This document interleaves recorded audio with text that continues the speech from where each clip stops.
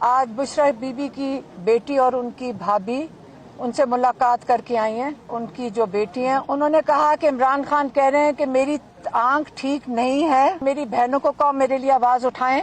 ये भी उन्होंने कहा कि मेरी ब्लड टेस्ट की रिपोर्ट्स डॉक्टर फैसल और डॉक्टर आसिम तक पहुंचाई जाएं। गारंटी दी है मोहसिन नकवी ने कि शिफा इंटरनेशनल में ही इलाज होगा। हमारी कंडीशन थी और ये अभी भी कायम है। इन्होंने आखिरकार ये सारा ड्रामा करने के बाद वो ही किया जो इनका इरादा था करने का, कि जेल में टीम भेजेंगे, कार्रवाई पूरी करेंगे, सुबह जाकर सुप्रीम कोर्ट भी के अंदर डाल देंगे कि जी बहुत अच्छा हो गया। मैंने कभी नहीं इमरान को सुना है ये कहते हुए कि आप अर्जेंसी है, मुझे डॉक्टर तक रसाई दी जाए।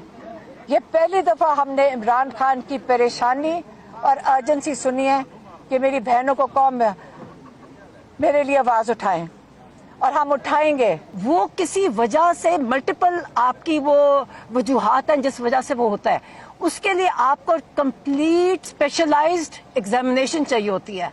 एक रिपोर्ट है उसमें ट्रीटमेंट प्लान भी नहीं लिखा हुआ, इसलिए हम कहते थे कि मेडिकल साथ जाए। टीका लगाया, ये टीका ऐसे थोड़ी लगेगा कि एक टीके से नजर ठीक होगी, कोई जादू था। और ये जो टीका है ना, ये ऐसे नहीं होता कि जेल भेज दो, उसकी मॉनिटरिंग होती है, उसकी सुपरविजन होती है, ये जेल में नहीं हो सकता। इमरान खान ने ये कहा था जो डॉक्टर आए थे, मुझे तसल्ली नहीं हुई उनके एग्जामिनेशन से, उन्होंने ये भी कह के भेजा। एक बात थी जो मेरी आखिरी मुलाकात में हुई, खान साहब ने मुझे कहा, सबसे पहले जो बात की जो मैंने नहीं बताई कि मेरे अंदर हिम्मत नहीं थी वो बताने की, मैंने उनको भी जेल में कहा था कि मैं ये बात नहीं करूंगी बाहर। उन्होंने कहा जी करो, और मैंने कहा मैं नहीं करूंगी।